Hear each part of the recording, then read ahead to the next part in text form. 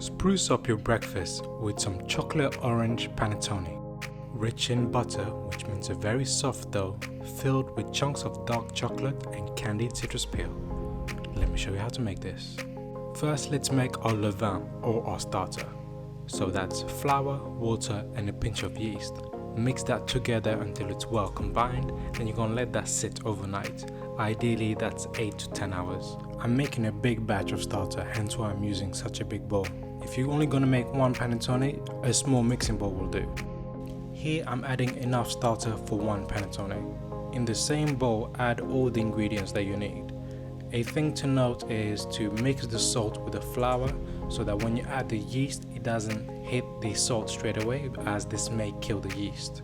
As usual, the list of ingredients and their measurements are in the description below. And hit that subscribe button while you're at it. With the dough hook attached, mix all the ingredients together for 15 minutes at medium-low speed. At first it will seem as if things are not coming together and look fairly dry. Do not be tempted to add any liquid to your mixture. Everything will combine eventually and you will have a very smooth looking dough, just like this.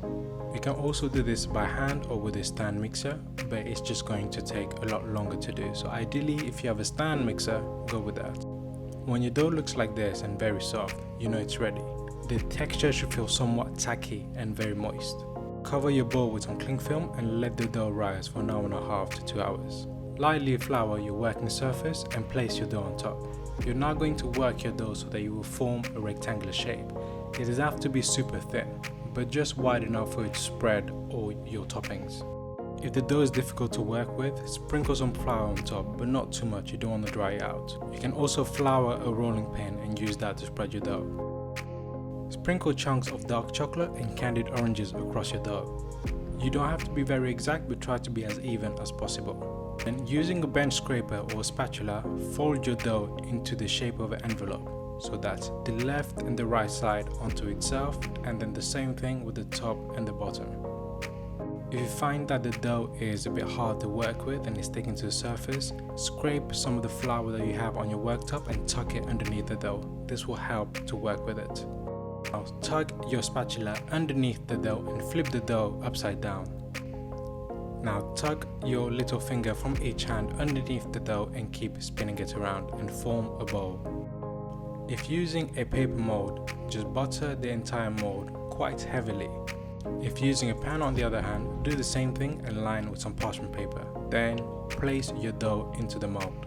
You're now going to let that rise for 2 hours. It may take a bit longer, but it helps to put this in the oven with just the light on. Now, using a thin blade or a very sharp knife, cut an entire cross across the bowl of your dough. This will help the dough to open up and to soak up all that butter that you're going to put right in the middle. Your oven should be preheated at 180 degrees. Now bake your bread. In the first 10 minutes it will brown quite a lot, after which place a foil on top of it to prevent the dough from browning further. You know your dough's ready when a thermometer inserted right in the middle reads 90 degrees Celsius. Now insert skewers all around your panettone and hang your panettone upside down.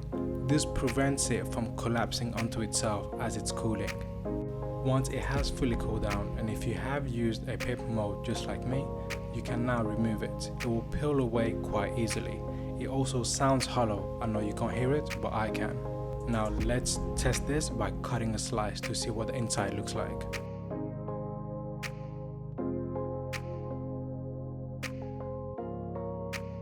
And there you go. I think I would call that a success, especially since this is my first time ever making it.